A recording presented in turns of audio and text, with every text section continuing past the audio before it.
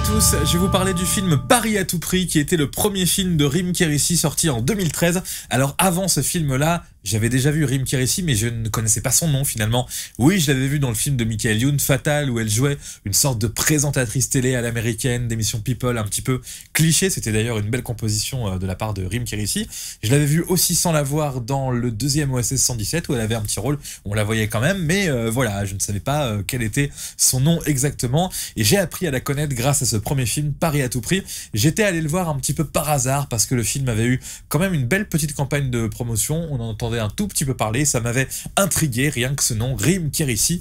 Et j'étais parti voir ce film sans même avoir vu la bande-annonce, hein, juste comme ça, par rapport à avoir entendu parler du film et de ce nom vraiment, Rim Kérissi. Et j'avais été absolument pas déçu, j'avais trouvé ce film vraiment excellent. C'est presque ce que je pourrais reprocher au deuxième film de Rim Kérissi. On est sur un scénario un petit peu cliché. Son premier film, Paris à tout prix, le scénario est assez original. C'est un petit peu du jamais vu. Alors là, j'abuse un peu, c'est sûrement du déjà vu.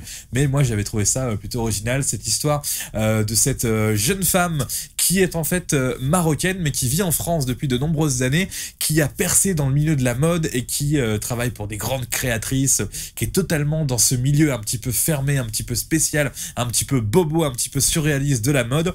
Mais elle se fait rattraper par autre chose. Un jour, elle se fait contrôler et en fait, son titre de séjour n'est plus valable.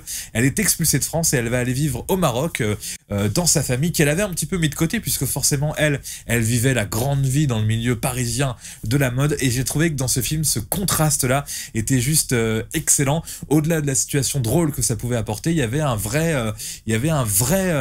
pari de raconter des choses plus fortes que ça, que cette simple histoire. On parlait plus des différences de culture, de la binationalité un petit peu forcément, et évidemment que c'était très intéressant tout en étant très drôle et tout en étant extrêmement dépaysant, c'est-à-dire qu'on passait des quartiers chics parisiens avec des gens qui ont une sorte de vie assez spéciale, assez facile et assez déroutante pour certains, et puis on passait de ce milieu parisien à la campagne marocaine avec des vies complètement différentes. Et c'est vraiment ce qui est intéressant dans ce film-là, en plus du fait que c'est effectivement un super beau voyage, plutôt drôle, plutôt bien fait, plutôt intéressant et plutôt enrichissant culturellement parlant. Donc voilà pourquoi je recommande à tout prix ce premier film de Rim Kérissi qui était Paris à tout prix. Salut. Oui, comme d'habitude, si vous n'êtes pas d'accord avec moi, si vous avez vu ce film, si vous trouvez qu'il est pas bien, bah, ça peut arriver effectivement.